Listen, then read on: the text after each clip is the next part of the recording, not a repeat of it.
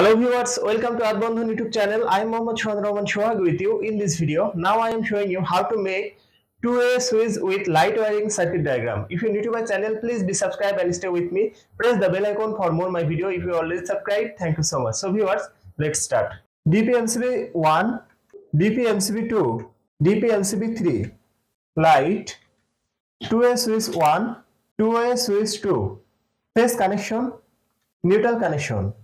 Phase connection input to DP MCB1, neutral connection to DP MCB1, output connection from DP MCB1 to connect DP MCB2, output phase connection from DP MCB1 to DP MCB2, phase connection from DP MCB2 to connect DP MCB3, neutral connection from DP MCB2 to connect DP MCB3, phase connection from DP MCB3 to connect two-way switch common terminal, common connection between two-way switch 1 and two-way switch 2, L1 and L2 terminal, output connection from two-way switch 1 to connect light, neutral connection from DP MCB3 to connect light. So viewers, that's my video. If you like my video, please like and share my video to your friend.